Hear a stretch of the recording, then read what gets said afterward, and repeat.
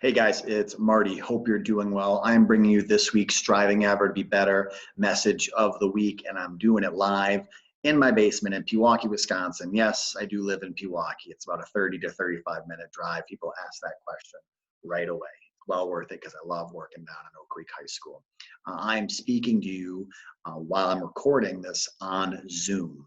So today's message is about 4 different technology tools that I wanted to share with you. I've learned really quickly that I'm not tech savvy enough and I need to get better at it. And I imagine all of our staff between our 2 campuses that people have a lot of really great ways that they're going to educate our kids. So this is a great way to share information with each other. I know we're going to be sending things out to kids coming soon here as we continue to plan and prep to launch this. So this is just really a great way for me to share some things with you. And if you know more, please send some stuff back. I'd love to share whatever we know, whatever we can do with our entire group of teachers, because this is going to be a group effort. We can't isolate ourselves, though we are isolated. We need to continue to find a way to connect. So first thing I wanted to talk about is Zoom. So this is a free thing that you can utilize. You can make recordings on it, and it's got a whiteboard feature. So it's a little bit different than Google Hangouts. I don't know if it's better or worse. It's something that I've had time to utilize. I created this backdrop that you see here as well. So if you're planning on doing any lectures, you're gonna have any classroom conversations, it's got all these features that you can control as well, who's talking and what they can see as well. So if you're gonna do experiments, you wanna do workouts, whatever you wanna share with your kids, it's got a recordable feature on it. So again, I'm sure there's a lot of people in our building that are well-versed in this. So this is something that I've just come to use the last 2-3 days. I feel like I'm making some strides. So it's gonna take some time, but I wanted to recommend Zoom to all of you. And by the way, if you see me look up, I don't have any notes. I have Seinfeld on in the background. It's the marine biologist episode, so classic George Costanza. The second tool that I wanted to recommend is called Voxer. It's a walkie-talkie audio text app. Again, as you are trying to find unique ways to connect with each other, it's something you can download off your phone and you can send each other messages. It's kind of fun. It's a way for your department. You can share what you're doing, what your plans are. You don't need to access your email. You don't have to make phone calls. It's just got a recording audio feature on it. So Voxer, I've had a lot of people suggest it, and I'm just starting to use it right now. The next 2 are more social media platforms.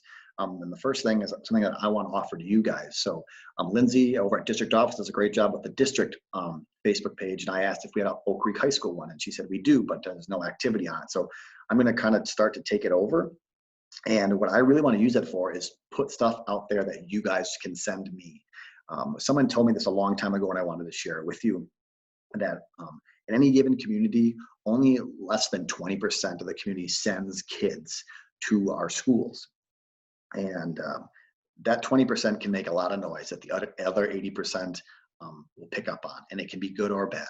And I just think in these really challenging times, we're going to have a lot of people that are going to ask what we're doing, what's going on, or they're not going to have a chance to walk in our building and see or hear what's going on. They're going to have access to get in touch with you guys because you're spread out throughout the area. So if you have, again, experiments, lectures, great interactions with kids, pictures, things that you're doing to put forth and get organized with, I'd love you to send that to me and I can put it on there. Like this is not a time to hide. This is not a time to be bashful. We need to be proud of the work we're putting in. I know when I've talked to a ton of teachers, like they're putting a lot of effort in, and people have command centers in their kitchens, and they're isolating themselves, sit down and find time to start preparing stuff for their students. So let's not walk alone on this. We need to walk together, and in that process, like staying connected would be great. So using social media for like a healthy platform is going to be really important.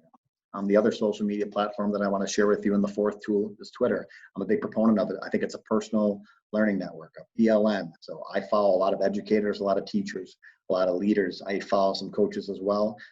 Mr. Subak, Mr. Majors, Mr. Parr all use it for their professional careers. They post things what's going on in their programs, what's going on with students that they connect with. So I think it's a great way as a staff, we can stay all connected. So I'd love for more of our staff to get on there. Miss Fritz is always putting great things up there, having the theater department.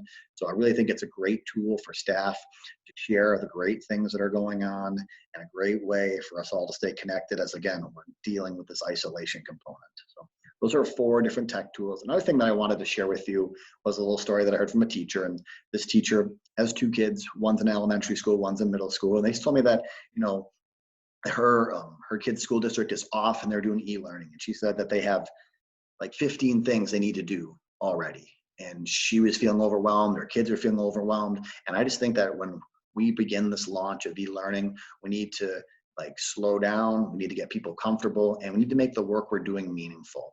We need to teach our kids to be responsible, to check in, and finding unique ways to take attendance and to track that they are actually participating in their education, and not just sending tasks out there, but actually showing forth that we are connecting and that we do care about them. Because I think that'll be a big test of how successful around this. Do our kids and the kids in our community, their parents feel like, we're still putting forth our best effort while we deal with this struggling situation. So I know the work you guys will do. We want to make sure everybody knows that. So meaningful, deeper learning. And the last thing I want to share with you is just a brief quote. It says, "Hope is important because it can make the present moment less difficult to bear.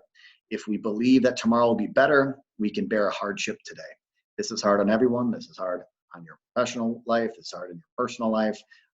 This is a very strange time that we live in. So my biggest advice to everybody is keep up your social distancing, stay healthy, take care of your loved ones, check on your friends through reaching out to them through a phone call or a text, connect with your colleagues through Zoom and some of these other technology tools. Let's not give up on hope, because I think we will get to a better point eventually here. We just have to do what they're all asking us to do right now. And we're not going to stop being teachers because of this. We're going to teach through this, and we're going to teach to the best of our ability to provide the kids with the education that they deserve. So thanks for your time. Thanks for listening to this week's Striving Ever to Be Better message. And if no one told you yet, you matter because you are an Oak Creek.